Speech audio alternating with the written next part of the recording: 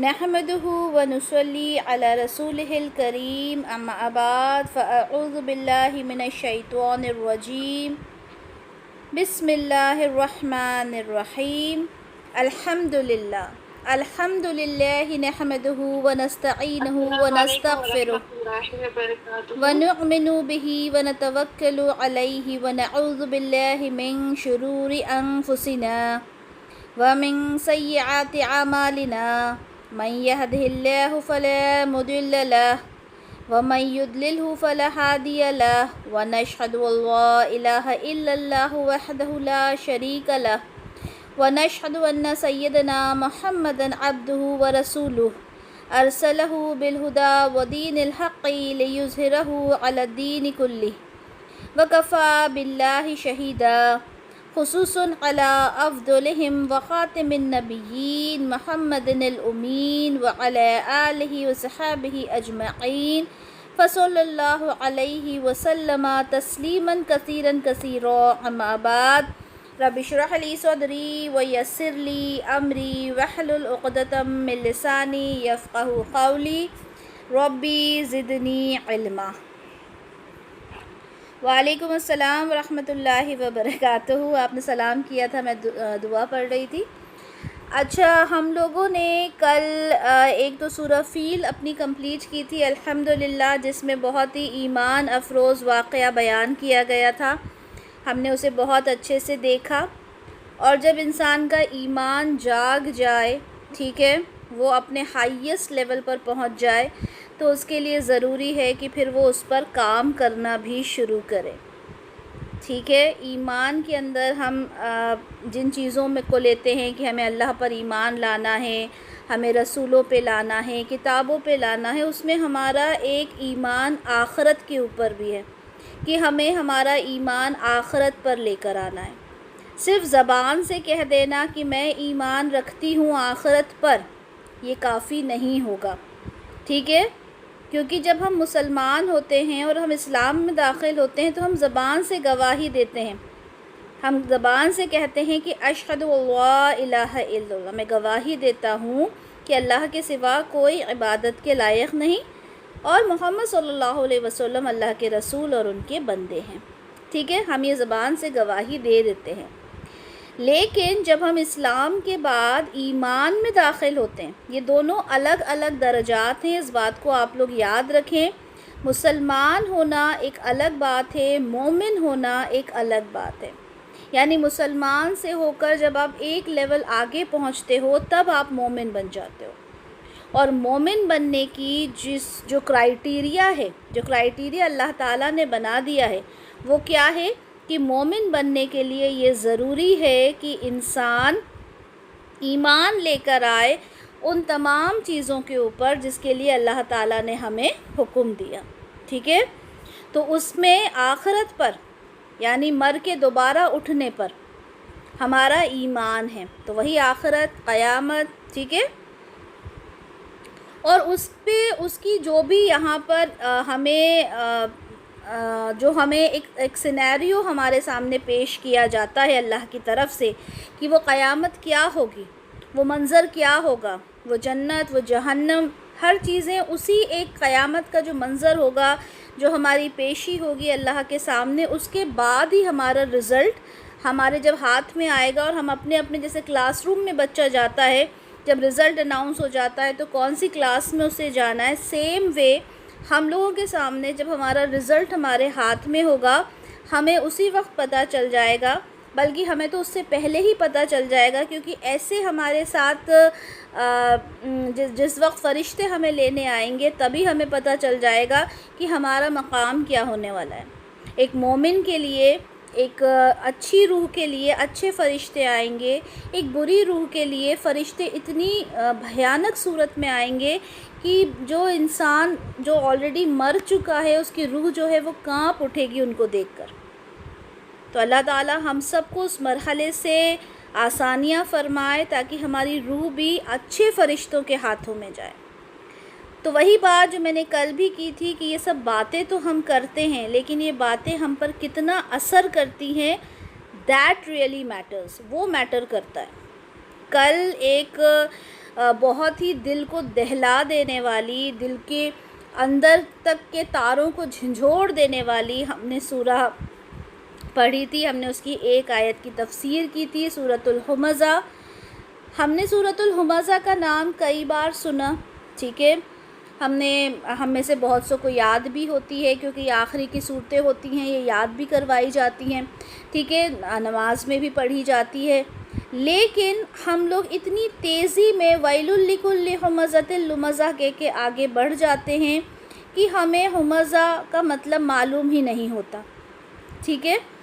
تو کتنی بڑی بات ہے اس میں جو ہم پڑھتے ہیں ہمزہ اور لمزہ، کہ وہ انسان جو عیب جوئی کرتا ہے، یعنی دوسروں کے اندر سے عیب نکالتا ہے، انہیں ٹونٹ کرتا ہے، ان کے پیٹھ پیچھے بات کرتا ہے، یا ان کے سامنے ان کا دل دکھاتا ہے، ان سب کے لیے اللہ تعالیٰ نے کہہ دیا کہ ویل ہے. شروع ہی ویل سے ہوا، اس سورہ کا آغاز ہی ویل سے ہوا. ویل مطلب ہوتا ہے وعلیکم السلام ورحمۃ اللہ وبرکاتہ تسکین. ویل کا مطلب ہوتا ہے خرابی، ویل کا مطلب ہوتا ہے جہنم، ویل کا مطلب ہوتا ہے تباہی، ویل کا مطلب ہوتا ہے بربادی، ٹھیک ہے. جہنم میں ایک وادی ہے جس کا نام ویل ہے. اچھا، جنت کے جو درجات ہیں وہ اوپر جاتے جاتے ہیں، ٹھیک ہے. جیسے ایک گھر ہوتا ہے، ایک بلڈنگ ہوتی ہے، اس میں سٹوریز جو ہوتی ہیں وہ first story, second story, third story اوپر جاتی ہے. لیکن جو جہنم ہے وہ نیچے جاتی ہے. جتنی زیادہ درجات کی جو جہنم ہوگی وہ اتنی نیچے ہوگی، اتنی نیچے جاتی ہے. تو ویل بھی انہی جہنم کی وادیوں میں سے ایک وادی ہے. جہنم ایک جہنم کا نام ہے، ٹھیک ہے. تو یہاں پر ہم نے الحمدللہ بہت اچھے سے یہ ہمزہ اور لمزہ کو سمجھا تھا، اور ہم نے یہ جانا کہ ایک بہت ہی بری بیماری ہے، اس سے ہم سب کو محفوظ رہنا ہے، ٹھیک ہے. کلاس کے بعد ہماری بات ہوئی تھی، جب ہم نے پھر عشرت سے بھی بات ہوئی تھی، تو پھر یہی ڈیسائیڈ ہوا کہ کیسے اس بیماری سے بچیں. یہ تو بہت ہی بری بیماری ہے جس سے بچنا بڑا مشکل ہے، کہ ہر انسان میں یہ عادت ہوتی ہے کہ وہ برائی کرتا ہے. ہر انسان میں بات ہوتی ہے، یہ عادت ہوتی ہے وہ گوسپ کرتا ہے نا، غیبت کرتا ہے، اور اسے بڑا مزہ آتا ہے، اس میں لذت رکھی ہے، کیونکہ ہر شیطانی کام میں لذت ہوتی ہے. آپ نائٹ آؤٹ کے لیے جاؤ، ڈانس پارٹیز ہوتی ہیں، ٹھیک ہے، مکس گیٹ ٹوگیدرز ہوتے ہیں جہاں پہ سارے مرد اور عورتیں ایک ساتھ بیٹھی ہیں، ٹھیک ہے، گانے گائے جا رہے ہیں، ڈانس ہو رہا ہے. یہ ساری چیزوں میں لذت ہوتی ہے. کیوں؟ کیونکہ یہ سب شیطانی کام ہے. شیطان کے ہر کام میں لذت ہوتی ہے. آپ دیکھیں گے ایک اللہ تعالیٰ نے پاک رشتہ بنایا ہے، ٹھیک ہے، ایک پاک رشتہ بنایا ہے اللہ تعالیٰ نے ہسبینڈ اینڈ وائف کا، بالکل حلال رشتہ ہے. لیکن انسان کیا کرتا ہے؟ اس حلال رشتے کو چھوڑ کر کیا کرتا ہے؟ حرام رشتے کی طرف جاتا ہے. بہت عام ہے گرل فرینڈز بوائے فرینڈز کا ہونا، کوئی بڑی بات نہیں ہے. بلکہ اسکول میں اگر کسی کا بوائے فرینڈ نہیں ہے یا کسی کی گرل فرینڈ نہیں ہے تو دے ول سے لائک او ہو تمہاری گرل فرینڈ نہیں ہے ابھی تک، یہ تمہارا بوائے فرینڈ نہیں ہے، کیسے زندگی گزار رہے ہو. اور وہ بھی بڑا شرمندہ ہو جاتا ہے کہ ارے یار میری لائف کا تو کوئی مطلب ہی نہیں رہا، اللہ معاف فرمائے، ٹھیک ہے. اور ہر شیطانی کام میں لذت ہے، اس بات کو یاد رکھیے گا. میوزک ہے، ٹھیک ہے، میوزک آپ سنتے ہو، آپ کو بڑا ہی ریلیکسیشن محسوس ہوتا ہے، آپ ریلیکس ہو جاتے ہو، ٹھیک ہے. کیوں؟ کیونکہ اس کے اندر بھی ایک جو شیطانی جو ایک فطرت ہے وہ اس میں موجود رہتی ہے، ٹھیک ہے. آپ گنگناتے ہو، اس میں کتنے کفریہ کلمات ہوتے ہیں جو آپ کی زبان سے نکل آتے ہیں. تو ہر شیطانی کام کے اندر لذت رکھی گئی ہے. اللہ تعالیٰ سے یہ دعا کرنا ہے ہم سب نے کہ جیسے جیسے ہم قرآن کو سمجھتے جائیں، جیسے جیسے اللہ کے اس دین کو سمجھتے جائیں، جیسے جیسے اس کلام کو، اللہ کی بات کو ہم نے سمجھنا ہے، اسے اپنی لائف میں امپلیمنٹ ضرور کرنا ہے.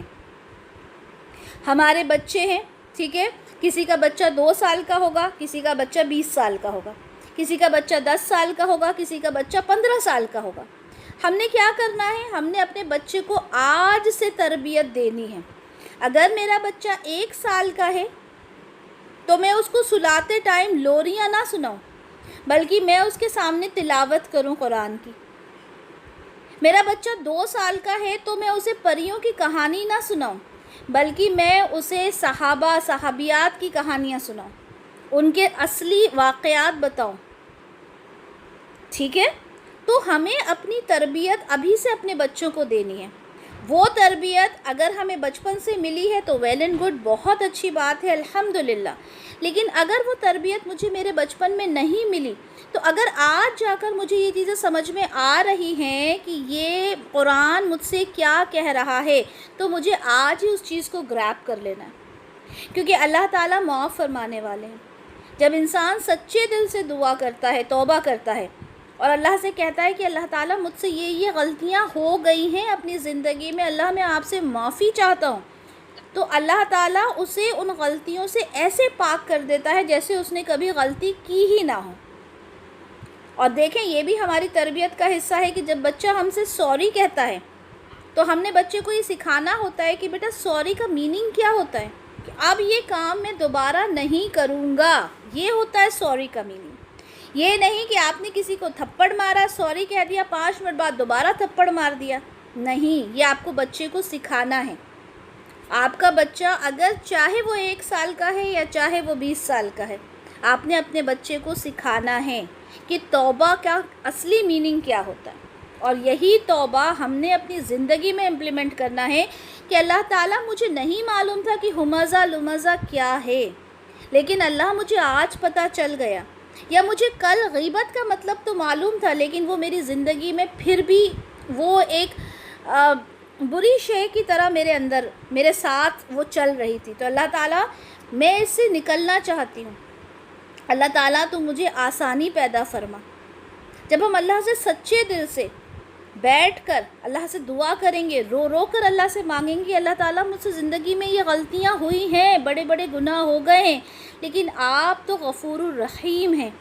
اللہ کے ناموں کے ساتھ اللہ سے دعا مانگنا چاہیے کہ اللہ تعالیٰ آپ رحیم ہیں، آپ غفار ہیں، تو اللہ تعالیٰ بڑا خوش ہوتا ہے اور اللہ تعالیٰ معاف فرما دیتا ہے۔ تو اللہ تعالیٰ سے ہماری یہی دعا ہونا چاہیے کہ اللہ تعالیٰ تو ہمیں ان ساری برائیوں سے دور کر دے۔ وہ برائیاں کیا کیا ہیں؟ سب سے بڑی بات تو یہ ہے کہ ہم برائی کرتے چلے جاتے ہیں اور ہم سوچتے بھی نہیں ہیں کہ وہ برائی آخر ہے کیا، ہم جو کام کر رہے ہیں کیا وہ برا ہے بھی یا نہیں۔ تو یہاں پر ہم نے یہاں پر جو سورہ پڑھی اس میں ہم نے دیکھا برائی کے بارے میں کہ کیا برائی ہے۔ تو ہمزہ لمزہ ہم نے دیکھا کہ عیب کسی کے نکالنا، ٹونٹ کرنا کسی کو، برائیاں کرنا کسی کی، غیبت کرنا، چغلی کرنا، یہ ساری چیزیں جو ہیں بری ہیں۔ اب ہم نے کرنا کیا ہے؟ اپنی لسٹ سے ان چیزوں کو کاٹ دینا ہے۔ کام بہت برا ہے، بہت محنت کا کام ہے، ٹھیک ہے، بہت زیادہ محنت ریکوائرڈ ہے، اس میں ہمیں مضبوط ہونا پڑے گا۔ لیکن ایک بات بتائیں کہ جب ہم کوئی ارادہ کرتے ہیں کسی کام کا، یا ہم اپنے بچے کو باہر بھیجتے ہیں پڑھنے کے لیے، کتنا مشکل ہوتا ہے ایک ماں کے لیے اپنے بچے کو خود سے دور کر دینا، لیکن وہ ماں کیا کہتی ہے کہ دنیا میں بھائی آگے اس کو بچے کو بڑھانا ہے اور پڑھنے کے لیے باہر بھیجنا ہے، تو یہ قدم تو اٹھانا پڑے گا۔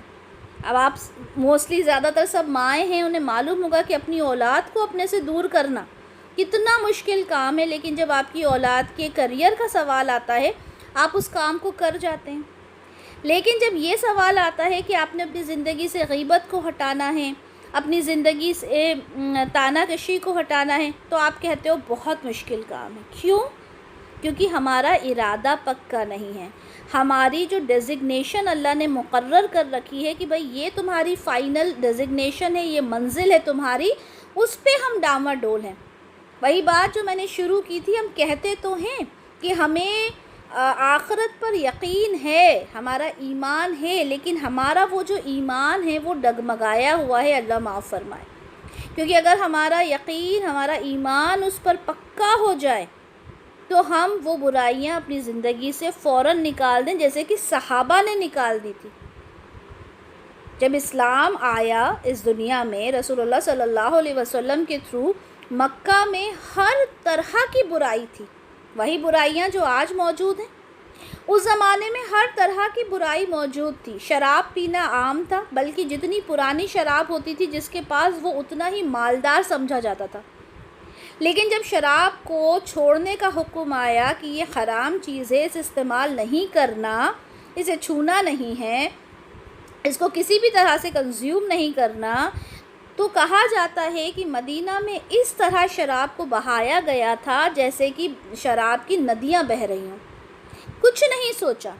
اسی طرح سے جب پردے کا حکم آیا تو عورتوں نے جو ان کے گھر میں چادر، کیونکہ اتنے زیادہ ان کے پاس زندگی میں اسباب نہیں ہوتے تھے جیسے آج ہمارے پاس ہیں، ہم تو عبایا بھی پہنتے ہیں تو فیشنیبل پہنتے ہیں، ہمارے پاس تو عبایاز بھی کم سے کم 8-10 ہوتے ہیں، ہے نا، کہیں جانے کے لیے الگ، مارکیٹ جانے کے لیے الگ، فرینڈ کے گھر جانے کے لیے الگ، شادی کے لیے الگ، عبایاز بھی ہمارے پاس ڈفرینٹ ورائٹی کے، ڈفرینٹ کلرز کے ہوتے ہیں، مگر اتنے اسباب ان کے پاس نہیں ہوتے تھے۔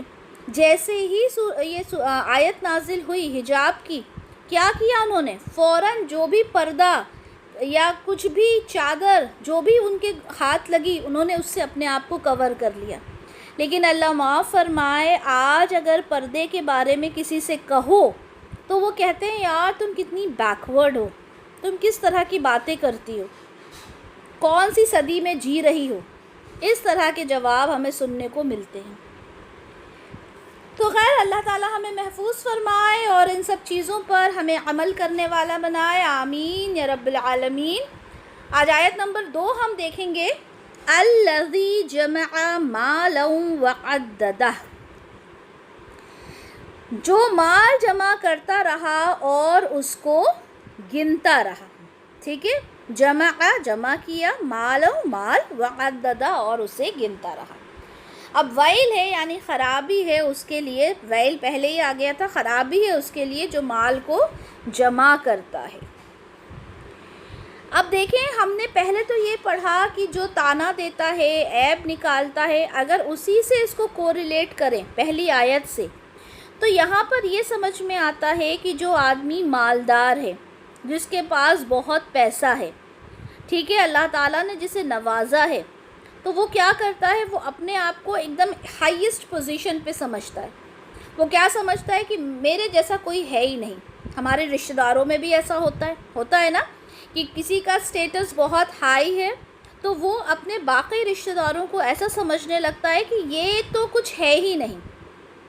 بلکہ اللہ معاف فرمائے، ہماری شادیوں میں بھی یہ ہوتا ہے کہ کوئی ہائی سٹیٹس کی اگر شادی ہے تو وہ کیا کریں گے، اپنے ہی سٹیٹس کے لوگوں کو بلائیں گے، خود کے سگے اگر بھائی یا بہن کا سٹیٹس اچھا نہیں ہے، بالکل غربت کی زندگی اگر وہ گزار رہے ہیں، تو وہ انہیں انوائٹ بھی نہیں کرتے کہ ہمارے سٹیٹس میں داغ لگ جائے گا اگر ہم نے ان کو بلا لیا۔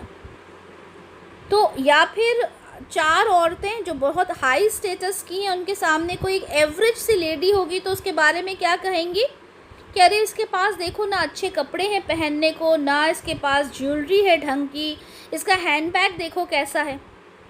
تو یہاں پر کہا کہ جو مال جمع کرتا رہتا ہے اور اس کو گنتا رہتا ہے، یعنی جو انسان اپنے پیسے کو اپنا بنا کے رکھتا ہے، جبکہ اللہ تعالیٰ نے کیا فرمایا ہے کہ اس پیسے سے صدقہ کرو، اور زکوٰۃ کا کانسیپٹ مسلمانوں میں ہے، صرف مسلمان کو زکوٰۃ دیتا ہے، کیوں؟ تاکہ مسلم طبقہ، مسلم سوسائٹی جو ہے وہ ڈیولپ ہو، امپروو کرے۔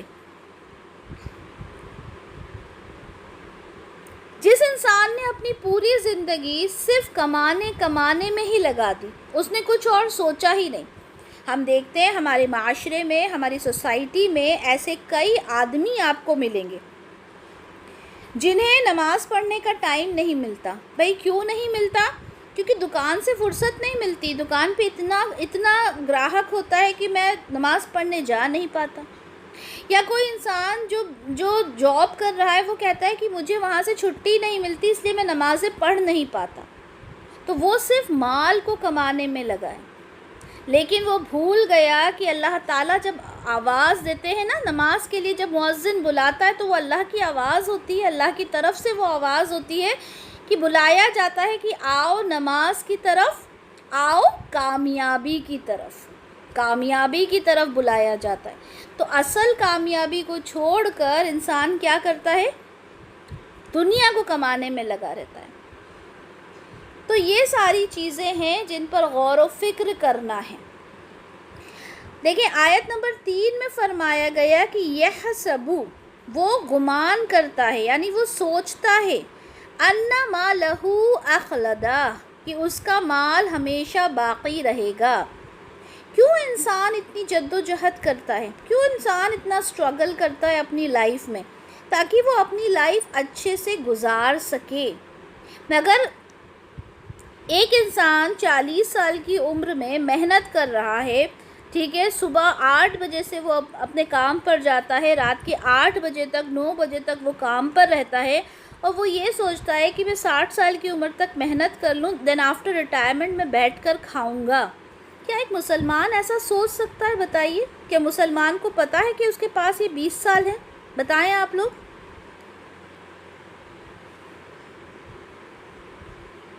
بالکل نہیں، بالکل نہیں نہیں آتی ہے نا۔ ابھی اگر میں ابھی بالکل نہیں، اگر ابھی میں یہ سوچوں کہ نماز کا ٹائم ہو گیا، ابھی عصر ہو رہی ہے، چلیں ابھی مغرب کے ٹائم میں تو بہت ٹائم ہے، ابھی میں مغرب کے سے تھوڑی دیر پہلے عصر پڑھ کے فارغ ہو جاؤں گی، اس سے پہلے ہی میری موت ہو جائے تو کس کو پتہ؟ آپ نے کئی اس طرح کے واقعات سنے ہوں گے کہ پارلر میں دلہن جاتی ہے اور وہ نماز کا ٹائم ہو جاتا ہے اور اس کا وضو نہیں ہوتا، اور وہ کہتی ہے کہ نہیں میں وضو کر کے نماز پڑھوں گی، ایسا نہ ہو کہ میری نماز چلی جائے، اور وہیں اس کا انتقال ہو جاتا ہے۔ اب اس میں کتنی سچائی ہے وہ تو نہیں مجھے معلوم، لیکن جب اس طرح کے واقعات ہم پڑھتے ہیں تو ہمیں کیا احساس ہوتا ہے؟ ہمیں احساس ہوتا ہے کہ واقعی میں ہمیں نہیں معلوم کہ ہمارا اگلا جو لمحہ ہے، اگلا جو ہمارا وقت ہے، وہ کہاں ہمیں لے کر جانے والا ہے، ہمیں نہیں معلوم ہے۔ تو ہر لمحہ ہماری زندگی کا آخری لمحہ ہم سوچ کے زندگی کو گزاریں گے تو کیا ہوگا؟ ہماری زندگی صحیح راستے پر چلے گی۔ صحیح بخاری کی حدیث دیکھتے ہیں 1443، یہاں پہ بخیل، بخیل جانتے ہیں آپ؟ کنجوس کو بولتے ہیں بخیل۔ بخیل اور صدقہ دینے والے کی مثال ایسے دو شخصوں کی طرح، یعنی ایک تو کنجوس ہے اور دوسرا انسان ہے جو صدقہ دیتا ہے، تو دو لوگوں کی طرح اس کی مثال بتائی گئی جن کے بدن پر لوہے کے 2 کرتے ہیں، ٹھیک ہے، لوہے کے کرتے ہیں، ایک تو کنجوس ہے اور ایک ہے صدقہ دینے والا۔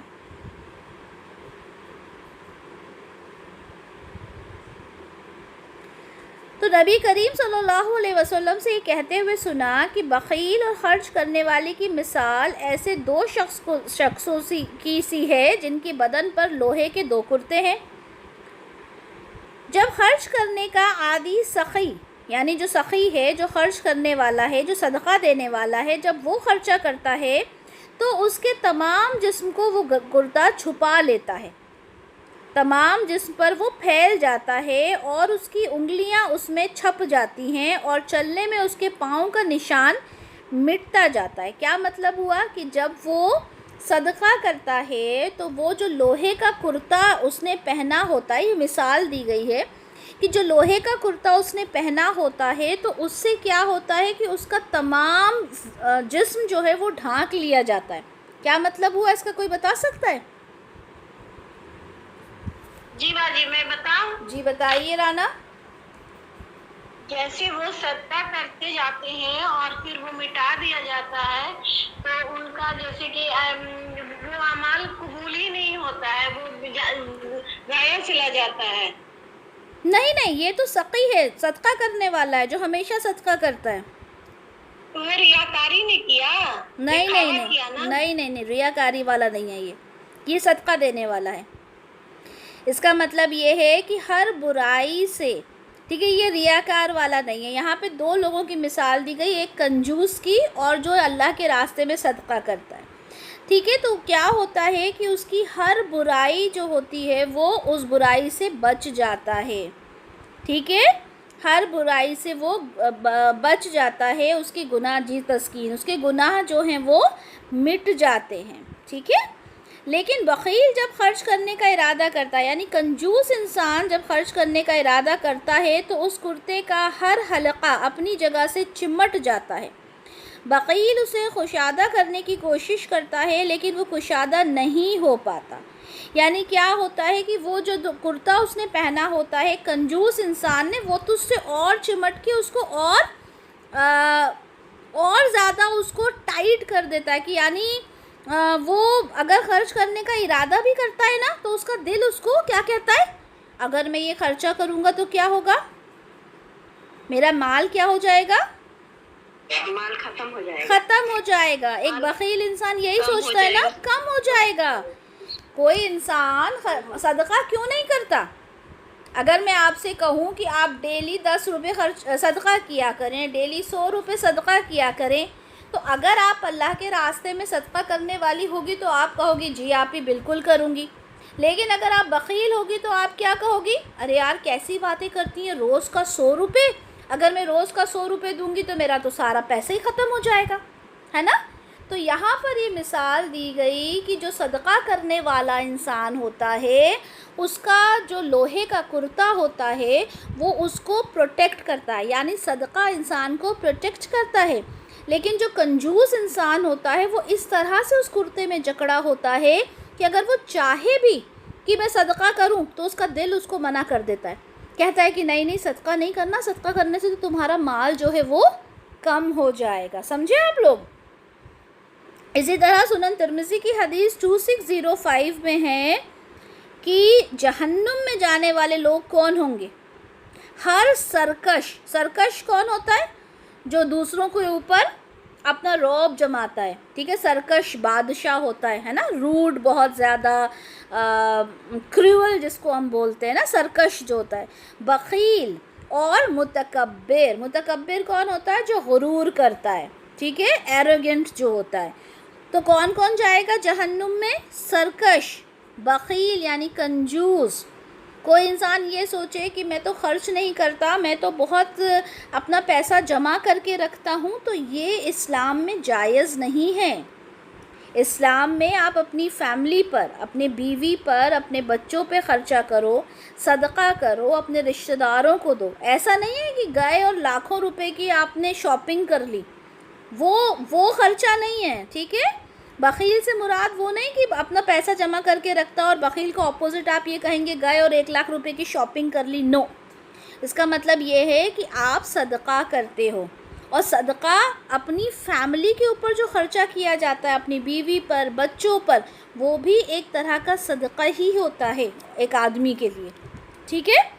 اسی طرح سے مشکات المصابیح کی حدیث 1860، رسول اللہ صلی اللہ علیہ وسلم فرماتے ہیں کہ ہر روز صبح کے وقت 2 فرشتے آسمان سے نازل ہوتے ہیں۔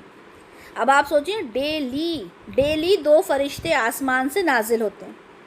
تو ان میں سے ایک کہتا ہے اللہ خرچ کرنے والے کو بدل عطا فرما، یعنی جو اللہ کے راستے میں خرچ کرتا ہے، اپنی فیملی پہ خرچ کرتا ہے، صدقہ کرتا ہے، خیرات کرتا ہے، زکوٰۃ دیتا ہے، اس کو اس کا بدل عطا فرما، یعنی اس کو اس کا اجر دے۔ اور دوسرا فرشتہ کیا کہتا ہے؟ اے اللہ بخیل کو تباہی سے دوچار کر دے، جو انسان کنجوس ہے، بخیل ہے، اس کو تباہی سے دوچار کر دے، اس کی زندگی میں تباہی لا دے۔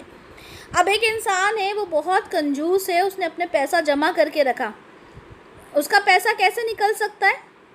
اس کے گھر میں کوئی بیماری ہو گئی، کوئی لا علاج بیماری ہو گئی جس میں اس کے لاکھوں روپے خرچ ہو جاتے ہیں، ہوتا ہے۔ کوئی انسان ہے اس کا بچہ کا اتنا زبردست ایکسیڈنٹ ہو گیا کہ پوری کمائی اس میں لگ گئی، ٹھیک ہے، تو اللہ تعالیٰ کسی بھی ذریعے سے وہ پیسہ نکلوا لیتا ہے۔ تو یہاں پر فرشتہ یہ کہہ رہا ہے کہ اللہ تعالیٰ بخیل کو تباہی سے دوچار کر۔ ایک اور حدیث دیکھتے ہیں، سنن ابو داؤد کی حدیث 1563، ایک خاتون رسول اللہ صلی اللہ علیہ وسلم کی خدمت میں آئی۔ خاتون کسے بولتے ہیں؟ عورت کو۔ ایک خاتون رسول اللہ صلی اللہ علیہ وسلم کی خدمت میں آئی، ان کے ساتھ ان کی بیٹی بھی تھی، اور بیٹی کے ہاتھ میں سونے کے 2 موٹے موٹے کنگن تھے، کنگن، بینگلز، سونے کے۔ آپ صلی اللہ علیہ وسلم نے اس خاتون سے پوچھا کیا تم اس کی زکوٰۃ دیتی ہو؟ اس نے کہا نہیں۔ آپ نے فرمایا کیا تمہیں یہ بات اچھی لگتی ہے کہ قیامت کے روز اللہ تمہیں ان کے بدلے آگ کے 2 کنگن پہنائے؟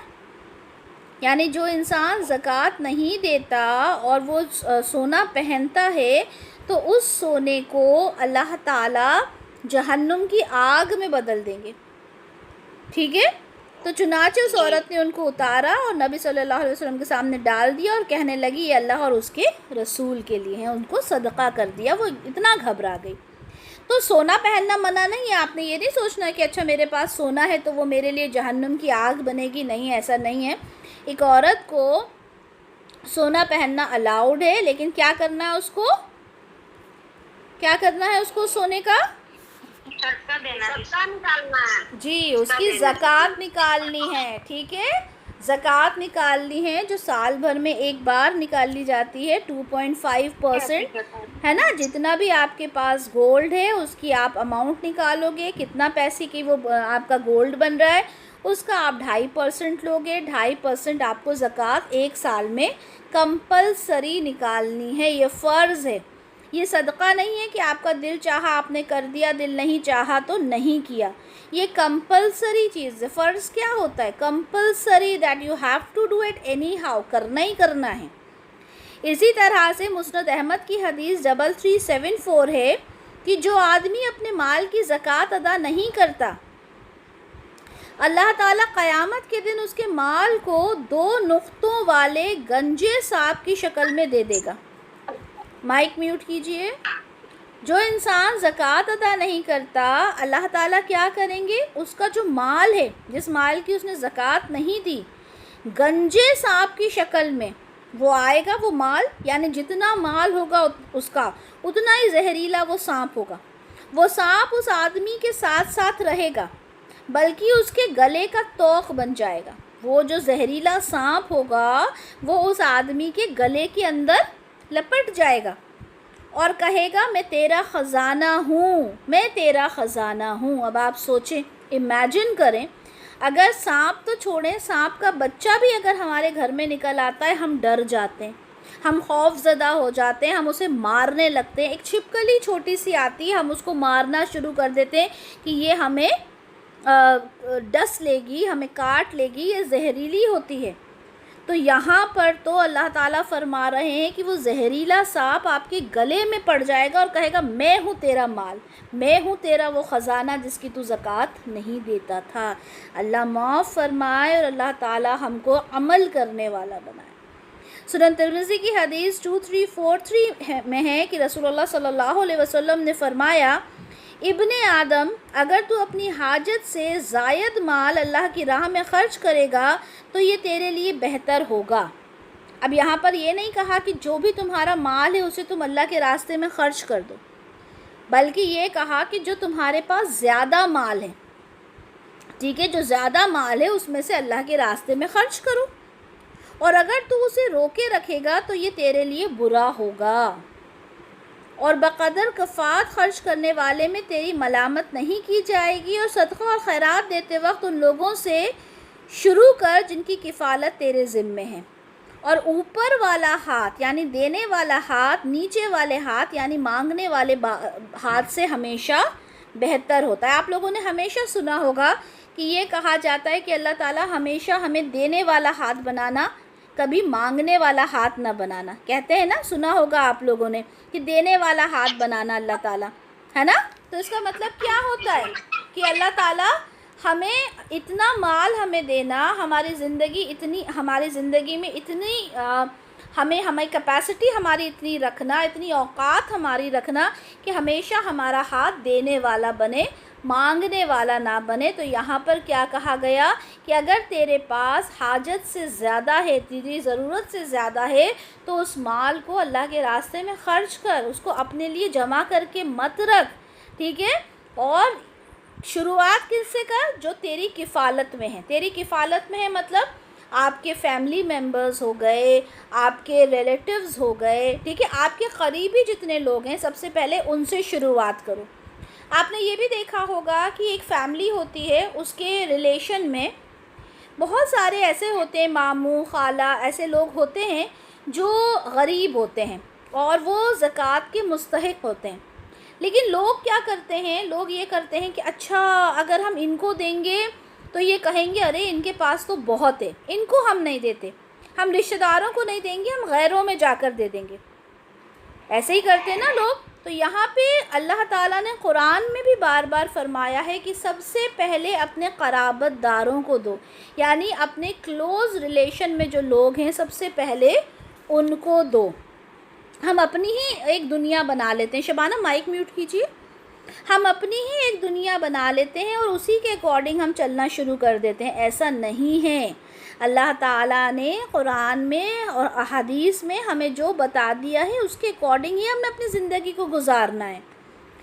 اس کے بعد سنن ابو داؤد کی ایک اور حدیث دیکھتے ہیں 1685. حضرت عائشہ رضی اللہ عنہ سے روایت ہے کہ انہوں نے کہا کہ رسول اللہ صلی اللہ علیہ وسلم نے فرمایا، بیوی جب اپنے شوہر کے گھر سے خرچ کرے، بیوی جب اپنے شوہر کے گھر سے خرچ کرے یعنی صدقہ دے، جبکہ اسراف کرنے والی نہ ہو. اسراف کسے بولتے ہیں؟ زیادہ خرچ کرنا. اسراف کرنے والی نہ ہو تو اسے صدقہ کرنے کا اور اس کے شوہر کو کمانے کا ثواب ہے. کیا کہا گیا؟ ایک عورت ہے، اس کا ہسبینڈ ہے، ٹھیک ہے، وہ اس کو گھر خرچ دیتا ہے. ہر آدمی دیتا ہے اپنی بیوی کو کچھ نہ کچھ تو، ہے نا، گھر خرچے کے لیے دیتا ہے، مہینے کے لیے دیتا ہے، سبھی دیتے ہیں. تو جب وہ اپنے شوہر کے گھر میں سے کچھ صدقہ کرتی ہے، اور ایسا نہیں کہ زیادتی کر رہی ہے، اٹھا کے بالکل ہی مطلب فضول خرچی کر رہی ہے، ایسا نہیں، صدقہ جب کرتی ہے، خاص طور پہ صدقہ، تو اسے صدقہ کرنے کا اور اس کے شوہر کو کما لانے کا ثواب ملے گا. ٹھیک ہے. تو وہ یہ ایک سوال لوگ کرتے ہیں نا کہ بھئی میں تو کماتی نہیں ہوں، میں کہاں سے صدقہ کروں. تو یہاں پر بتا دیا گیا کہ اپنے شوہر کے گھر سے جب وہ صدقہ کرتی ہے تو شوہر کو تو بنا بات میں ہی مل جاتا ہے. کیوں مل جاتا ہے؟ کیونکہ وہ اس کا مال ہے. اسی طرح سے ایک اور دیکھتے ہیں اسی میں کہ حضرت ابو ہریرہ رضی اللہ عنہ سے مروی ہے کہ رسول اللہ صلی اللہ علیہ وسلم نے فرمایا، جب عورت اپنے خاوند کی کمائی سے اس کے کہے بغیر صدقہ دے تو اسے اس کے شوہر کا آدھا ثواب ہے. یہاں پر اگر عورت کو ملتا ہے، وہ میاں سے نہیں پوچھ رہی اور وہ دے دیتی ہے، تو شوہر کو بھی ثواب ہے، عورت کو بھی ثواب ہے. ٹھیک ہے. تو صدقہ کرنا عورت کے لیے یہ نہیں ہے کہ عورت یہ کہے کہ بھئی میں کیسے صدقہ کروں، میں تو کماتی نہیں ہوں. بھئی عورت کو بھی تو پیسہ ملتا ہے نا، شوہر کچھ نہ کچھ تو دیتا ہے. شوہر تمہیں 10 روپے دے رہا ہے تو اس میں سے اگر تم 4 آنے بھی دے دیتی ہو تو وہ تمہارا صدقہ ہے. یہ تو نہیں ہے نا کہ تم نے 10 روپے دے رہا اور تمہیں 10 روپے ہی دینا ہے. نہیں بھائی، تم اس میں سے کچھ بھی خرچہ کرو، اور ہر عورت کے پاس شوہر کچھ نہ کچھ تو دیتا ہی ہے. ٹھیک ہے.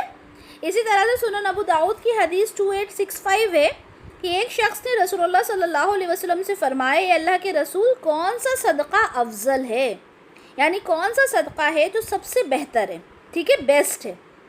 تو آپ صلی اللہ علیہ وسلم نے فرمایا، تو صدقہ کرے اس حالت میں جب کہ تو صحت مند ہو، مال کا حریص ہو، زندگی کی امید رکھتا ہو اور فقیر ہو جانے کا کھٹکا لگا رہتا ہو. سمجھے اس بات کو؟ کون سا صدقہ سب سے افضل ہے؟ تو رسول اللہ نے کہا جب تو صحت مند ہو.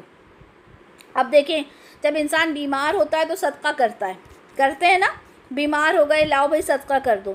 لیکن صحت میں دیا ہوا صدقہ زیادہ بہتر ہے. جب آپ اچھے ہو، ابھی آپ اچھے ہو، آپ نے کہا اللہ تیرا شکر ہے، آپ نے نکالے 10-20 روپے، 100-50 جتنا آپ نے دینا ہے کسی کو دے دیا، بھائی یہ ہو گیا صدقہ.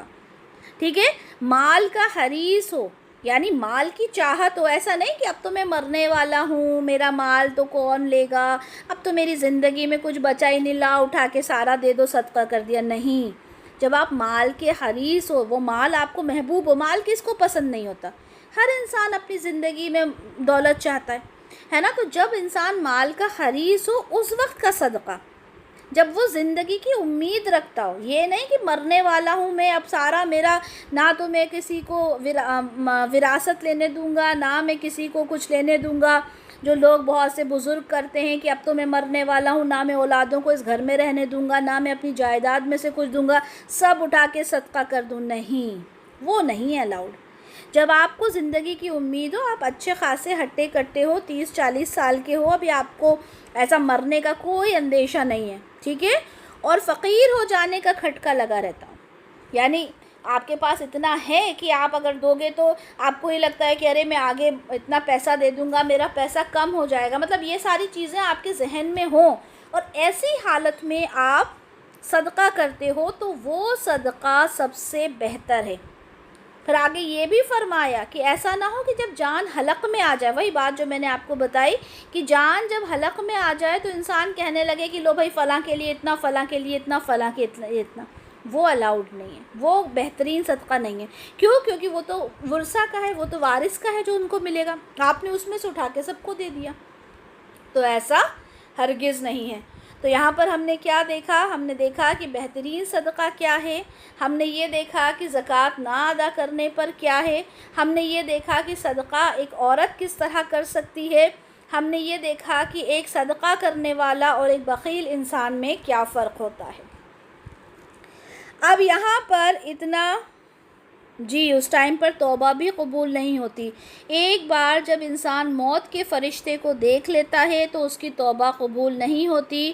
فرعون کو جب اپنے موت کے فرشتے نظر آ گئے تھے اور اس نے کہا تھا کہ میں موسیٰ کے رب کے اوپر اب ایمان لے کر آتا ہوں, لیکن اللہ نے کہا کہ اب تو بہت دیر ہو چکی اور اسے غرق کر دیا گیا. ٹھیک ہے, تو یہاں پر ہم نے کیا پڑھا کہ ویل ہے اس انسان کے لیے جو تانا کستا ہے, جو عیب جوئی کرتا ہے, جو مال جمع کرتا ہے, اس کو گنتا رہتا ہے اور وہ یہ سمجھتا ہے کہ اس کا مال ہمیشہ باقی رہے گا. اس کے لیے کیا فرمایا اللہ تعالیٰ نے؟ کَلَّا لَيُنبَذَنَّ فِي الْحُطَمَةِ. ہرگز نہیں. وہ یہ سوچ رہا ہے اس کا مال باقی رہے گا, وہ اس کو بچا لے گا. اگر وہ بیمار ہو جائے گا تو کیا اس کو شفا یاب کر دے گا؟ ہرگز نہیں. وہ تو یقیناً جھونک دیا جائے گا حطمہ میں. وَمَا أَدْرَاكَ مَا الْحُطَمَةُ. کیا تم جانتے ہو وہ حطمہ کیا ہے؟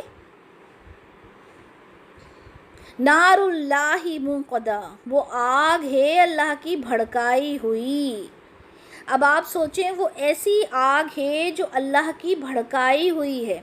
انسان اس دنیا میں جب رہتا ہے, اور اگر ہم عورتیں ہیں ہم تو بہت بہترین طریقے سے اس چیز کو جانتی ہیں کہ جب ہم کچن میں کام کر رہے ہوتے ہیں, اگر روٹی بناتے وقت ہمارا ہاتھ جل جاتا ہے یا تیل کا ایک چھیٹا ہمارے اوپر ہاتھ پہ آ جاتا ہے, ہمیں کتنی تکلیف ہوتی ہے. پورا تیل گرنا تو بہت بڑی بات ہو گئی, اس میں تو انسان بہت جل جاتا ہے. ذرا سا ایک چھیٹا لگتا ہے, ہم جب اس میں کچھ بگھار دیتے ہیں یا ہم روٹی بناتے ہیں تو ہمیں ذرا سا بھی اگر ہمیں جل جاتا ہے تو ہمیں کتنی تکلیف ہوتی ہے. پورا تیل گرنا یا پورا ابلتا ہوا دودھ گر جانا تو بہت بڑی بات ہے, تو ہمیں کتنی تکلیف ہوتی ہے. اور خدا نخواستہ اللہ نہ کرے ابلتی ہوئی چائے یا دودھ یا تیل ہم پر گر جائے تو ہماری اسکن پوری نکل جاتی ہے. یا پھر کوئی انسان اگر آگ میں جل جاتا ہے تو اس کی کیا حالت ہوتی ہے ہم امیجن بھی نہیں کر سکتے. تو پھر وہ آگ جو جہنم کی آگ ہوگی وہ کیسی ہوگی. اور کیا کہا گیا؟ جہنم کی آگ نہیں کہا یہاں پہ کیا کہا ہے؟ نار اللہ, اللہ کی آگ. اب آپ سوچیں, اللہ کی آگ جو بھڑکائی ہوئی ہے, وہ آگ جو اللہ نے بھڑکائی ہے. اللہ تعالیٰ محبت بھی کرتا ہے تو بے شمار کرتا ہے. اللہ تعالیٰ عذاب بھی دیتا ہے تو اس کے عذاب کا کوئی کمپیریزن نہیں ہے. تو یہاں پر کہا وہ آگ ہے جو اللہ کی آگ ہے جو بھڑکائی ہوئی ہے. التی تطلع علی الافئدہ, جو دلوں کے اوپر جا چڑھے گی. یعنی وہ آگ اتنی ہوگی کہ انسان کے دلوں کے اوپر جا چڑھے گی. اب دل کہاں ہوتا ہے؟ انسان کا بالکل اوپر ہوتا ہے, تو یعنی پورا جسم اس میں ڈھک جائے گا. انہا علیہم مؤصدہ, بے شک وہ آگ ان پر بند کر دی جائے گی. کیا ہوگا؟ ہر طرح سے اس میں پیک کر دیا جائے گا انسان کو. اب آپ یہ امیجن کرو, جب ہم کھانا بناتے ہیں تو ہم اس چیز کو ڈھک دیتے ہیں. کیوں ڈھک دیتے ہیں؟ تاکہ چاروں طرف سے اسٹیم اس کے اندر ہی رہے, باہر نہ نکلے, تاکہ چیز جلدی پک جائے. اب آپ سوچیں اگر ایک آگ لگا کے اور چاروں طرف سے اسے بند کر دیا جائے اللہ اکبر. تو وہ کیا عالم ہوگا، کیا عالم ہوگا. تو یہاں پر کسی کھانے پکانے کی چیز کی بات نہیں کی جا رہی ہے، یہاں پر انسان کی بات کی جا رہی ہے کہ اس انسان کو اللہ کی بھڑکائی ہوئی آگ میں ڈال کر اسے بند کر دیا جائے گا. مطلب نکلنے کی کوئی گنجائش ہی نہیں ہے، اس کی چیخ و پکار کے باہر نکلنے کی کوئی گنجائش ہی نہیں ہے. ہم جب سنتے ہیں نا دنیا میں کہ کسی نے کسی کو جلانے کے لیے اس کو بند کیا گھر میں اور جلا دیا، ہمارا دل ایک دم سے دہل جاتا ہے کہ کیسے لوگ ہوں گے وہ. لیکن اب آپ سوچیں کہ وہ خدا نہ خواستہ، اللہ نہ کرے، اللہ نہ کرے، خدا نہ کرے کسی طرح ایسا نہ ہو کہ کہیں وہ چیز میرے لیے تو نہیں ہے، کہیں میں تو اس میں نہیں آتی. اللہ نہ کرے، اللہ نہ کرے، اللہ نہ کرے. تو اللہ تعالیٰ ہم سب کو اس چیز سے محفوظ فرمائے. لیکن زبانی کہنے سے تو کچھ بھی نہیں ہوگا. ہم صرف زبان سے کہتے رہیں کہ اللہ تعالیٰ ہمیں محفوظ فرمانا، لیکن ہم اس کام کو کر ہی نہیں رہے.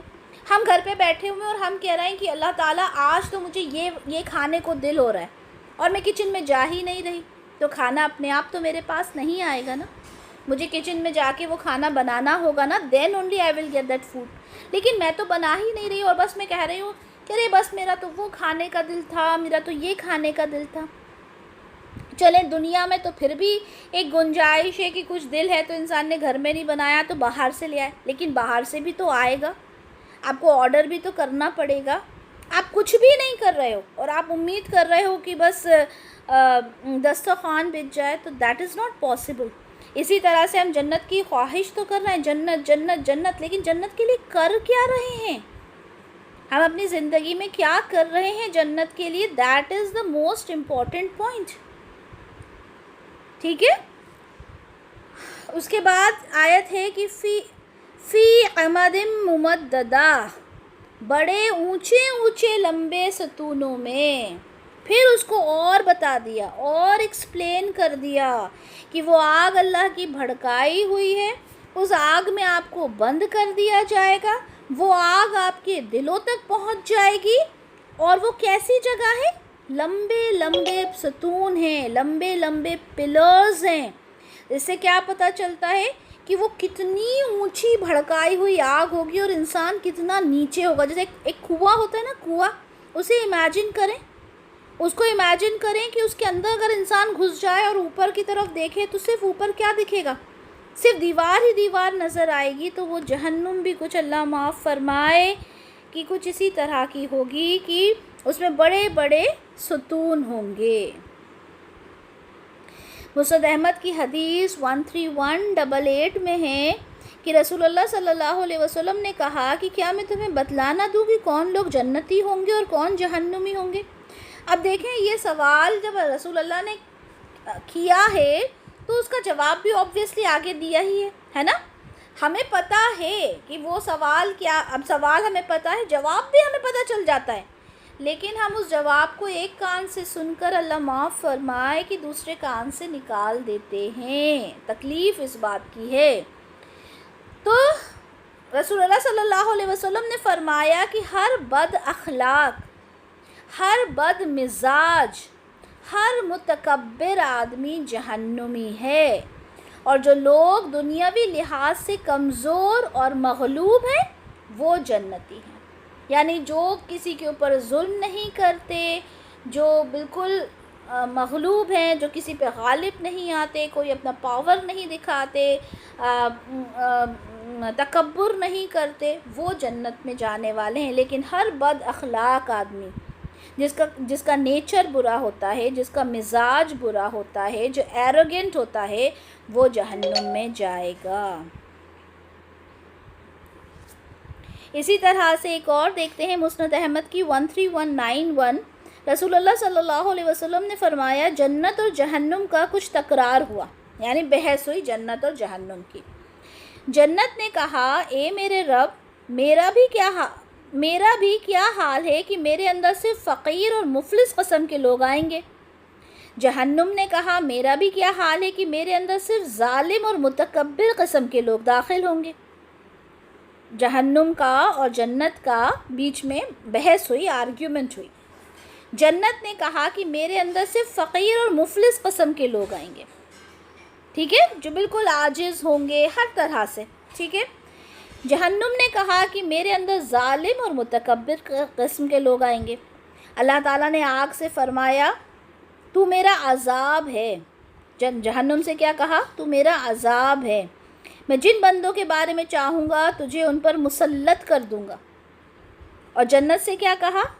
کہ تو میری رحمت ہے، میں جس کے بارے میں چاہوں گا تیرے ذریعے اس پر مہربانی کروں گا۔ میں نے تم میں سے ہر ایک کو بھرنا ہے، یعنی جنت کو بھی بھرنا ہے، جہنم کو بھی بھرنا ہے، لیکن جنت کیا ہے؟ اللہ کی رحمت ہے، اور جہنم کیا ہے؟ اللہ کا عذاب ہے۔ تو اب آپ یہ سوچیں کہ اللہ تعالیٰ کی رحمت ہے جنت کا نام، اور اللہ تعالیٰ کے عذاب کا نام ہے جہنم کا نام۔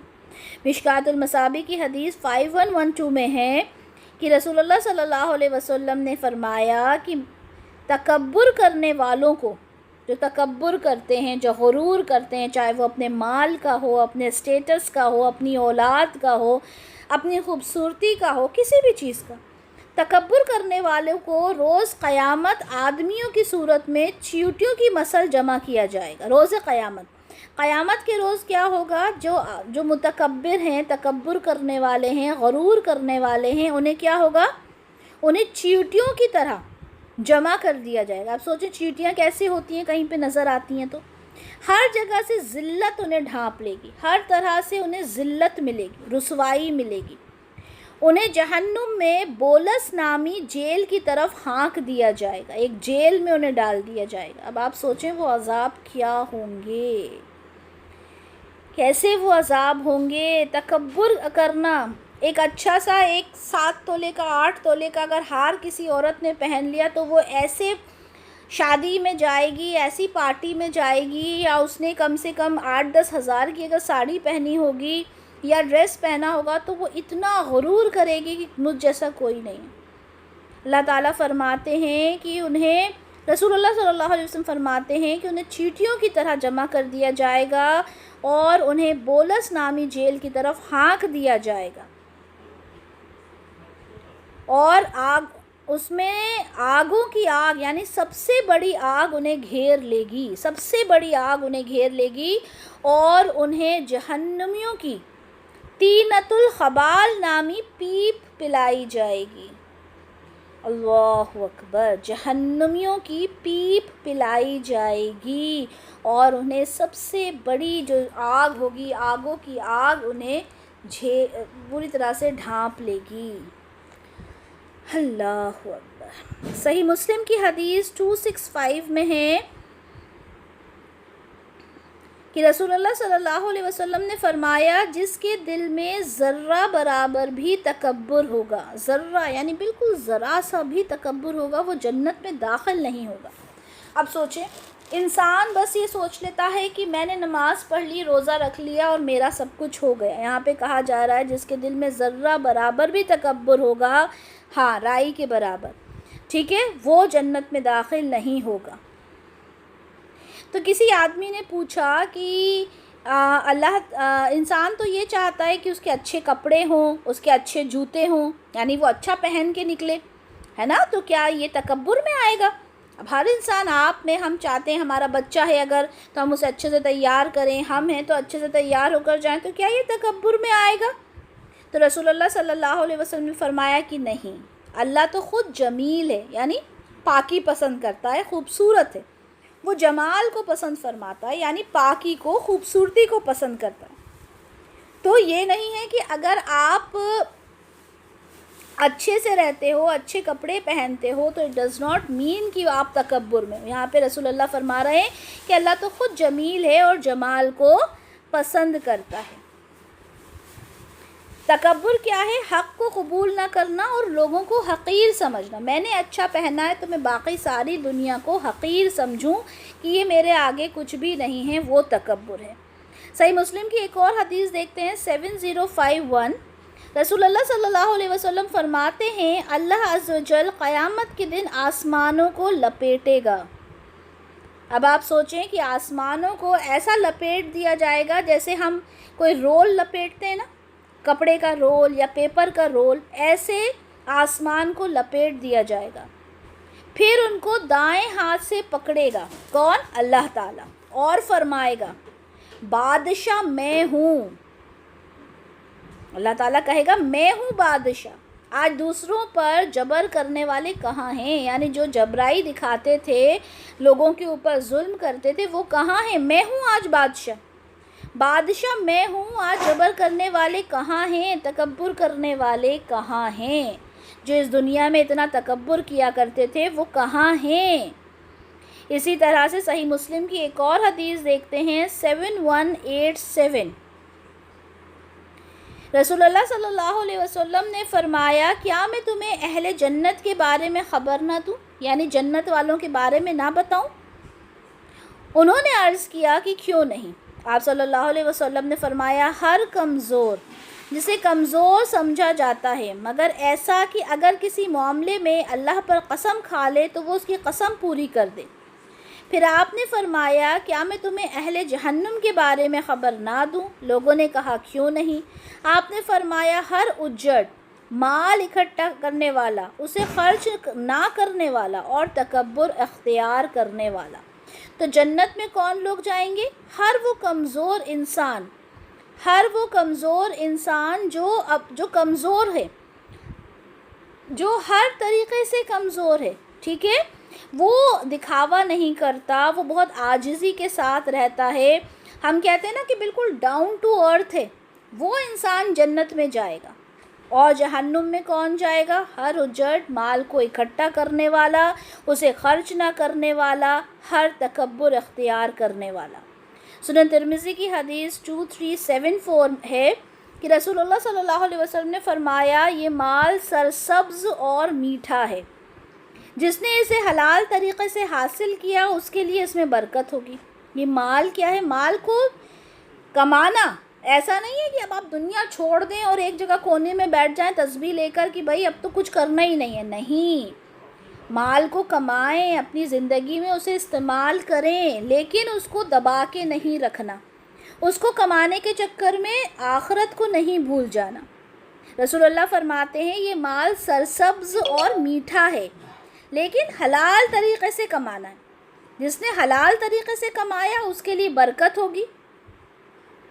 اور کتنے ایسے ہیں جو اللہ اور اس کے رسول کے مال کو حرام اور ناجائز طریقے سے حاصل کرنے والے ہیں، ان کے لیے قیامت کے دن جہنم کی آگ ہوگی. ٹھیک ہے، تو مال کو کمانا کوئی بری بات نہیں ہے. اب آپ دیکھیں ایک انسان ہے ایمانداری سے کما رہا ہے، وہ بھی اپنی زندگی گزار رہا ہے. ایک انسان ہے جو رشوت لیتا ہے، ٹھیک ہے، اس طرح سے بھی رشوت لے رہا ہے، غلط طریقے سے مال کو کما رہا ہے، وہ بھی کما رہا ہے. لیکن اس کے لیے کیا ہے؟ اس کے لیے آخرت میں کتنا بڑا عذاب ہے جو ہم نے ان آیاتوں میں دیکھا. سنن ترمذی کی حدیث 2418 میں ہے، رسول اللہ صلی اللہ علیہ وسلم نے سوال کیا کیا تم لوگوں کو معلوم ہے کہ مفلس کسے کہتے ہیں؟ صحابہ نے عرض کیا کہ اللہ کے رسول ہمارے یہاں تو مفلس اسے کہتے ہیں جس کے پاس درہم و دینار اور ضروری سامان نہ ہو. رسول اللہ نے پوچھا مفلس کون ہوتا ہے؟ تو صحابہ نے کہا کہ مفلس تو وہ ہوتا ہے جس کے پاس ضرورت کا سامان نہ ہو. تو غور سے سنیے گا اس کو نا. رسول اللہ نے فرمایا ہماری امت میں مفلس کون ہوگا؟ قیامت کے دن مفلس کون ہوگا؟ ٹھیک ہے، دنیا کا مفلس نہیں، قیامت کا مفلس. قیامت کا مفلس وہ ہوگا جو قیامت کے دن روزہ، نماز، زکوٰۃ کے ساتھ اس حال میں آئے گا، یعنی وہ روزہ بھی لے کر گیا ہے، وہ نماز بھی لے کر گیا ہے، وہ زکوٰۃ بھی لے کر گیا ہے، ہر چیز لے کر گیا، ٹھیک ہے، لیکن اس نے کیا اس نے کسی کو گالی دی ہوگی، اس نے کسی پر تہمت لگائی ہوگی، اس نے کسی کا مال ناجائز طریقے سے ہڑپ لیا ہوگا، اس نے کسی کا خون بہایا ہوگا، اس نے کسی کو مارا ہوگا، ٹھیک ہے، یعنی لوگوں کے حق کسی نہ کسی طرح اس نے دبائے ہوں گے، کسی کو گالی دے دی، تانا مار دیا، وہی سب جو ابھی ہم نے پڑھا، ٹھیک ہے. تو کیا ہوگا؟ پھر اسے سب کے سامنے بٹھایا جائے گا اور بدلے میں اس کی نیکیاں مظلوموں کو دے دی جائیں گی. اب آپ سوچیں اس انسان کو بٹھا دیا گیا، سامنے سے بلایا، اچھا تم کو گالی دی تھی، یہ اس کی نیکی لو جاؤ. اچھا تمہیں دھکا دیا تھا، تم اس کی نیکی لو جاؤ. اچھا تمہارا مال ہڑپ کر لیا تھا، لو یہ نیکی لو جاؤ. اب آپ سوچیں اب کیا ہوگا. سارے نیکیاں لے کے چلے گئے، کسی کو 2 نیکی 4 نیکی دے دی، سب چلے گئے. اب سب کے جانے کے بعد کیا ہوا، اب اس آدمی کے پاس ساری نیکیاں ختم. نماز کی نیکی ختم، زکوٰۃ کی، روزے کی، نفل کی، ساری نیکیاں ختم. اب اس کے پاس کچھ بھی نہیں بچا. اب کیا ہوگا، اب کیسے حساب کتاب کرے گا؟ اللہ تعالیٰ تو حساب کرنے بیٹھا ہے. اب کیا ہوگا، جب ساری نیکیاں ختم ہو جائیں گی اور اس کے ظلموں کا بدلہ پورا ہونے سے پہلے ہی اس کی نیکیاں ختم ہو جائیں گی، تو مظلوم کے گناہ اس کے سر پہ چڑھا دیے جائیں گے. اللہ اکبر. پھر ایک مظلوم کو بلایا، اس نے کہا صاحب اس نے مجھے گالی دی تھی. اللہ کہیں گے اچھا گالی دی تھی، اب نیکی؟ وہ بولے گا نیکی تو بچی نہیں.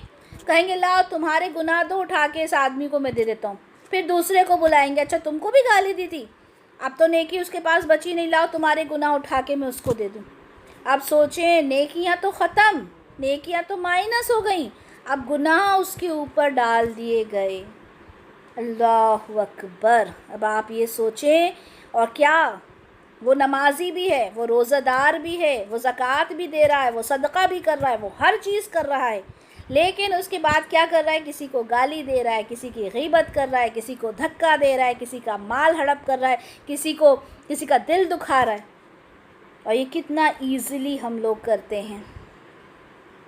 حضرت ابو ہریرہ رضی اللہ عنہ سے روایت ہے کہ رسول اللہ صلی اللہ علیہ وسلم نے فرمایا، جو شخص مال میں اضافہ کرنے کے لیے لوگوں سے ان کی دولت مانگتا ہے تو وہ جہنم کے انگاروں کا سوال کر رہا ہے. کسی کے پاس دولت تو ہے لیکن وہ چاہتا ہے کہ میری دولت اور بن جائے، تو وہ لوگوں سے مانگتا ہے نا، لاؤ مجھے میرا وہ وہاں سے مجھے یہ چاہیے، مجھے وہ چاہیے، وہاں سے یہ پروفٹ چاہیے، وہاں سے وہ شیئر چاہیے، اور مانگتا ہے تاکہ میرا حصہ جو ہے وہ اور بڑھ جائے، میں زیادہ دولت مند ہو جاؤں.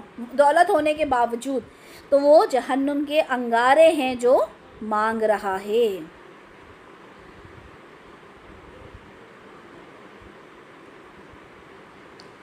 اب دیکھیں ایک آخری حدیث، اس کو کر کے ہم انشاءاللہ اپنا لیکچر آج کا کمپلیٹ کریں گے اور ہماری سورہ ہمزہ بھی کمپلیٹ ہو جائے گی انشاءاللہ. آخری حدیث ہم دیکھتے ہیں کہ حضرت ابو ہریرہ رضی اللہ عنہ کہتے ہیں کہ میں نے رسول اللہ صلی اللہ علیہ وسلم سے سنا، آپ فرما رہے تھے کہ سب سے پہلا شخص جس کے خلاف قیامت کے دن فیصلہ کیا جائے گا، قیامت کے دن جس کے خلاف فیصلہ کیا جائے گا، وہ شخص ہوگا جسے دنیا میں شہید سمجھا جاتا تھا. ہم کہتے ہیں نا کہ شہید کے تو بہت درجات ہیں، لیکن اس کے خلاف فیصلہ کیا جا رہا ہے. اب آپ دیکھیں کیوں.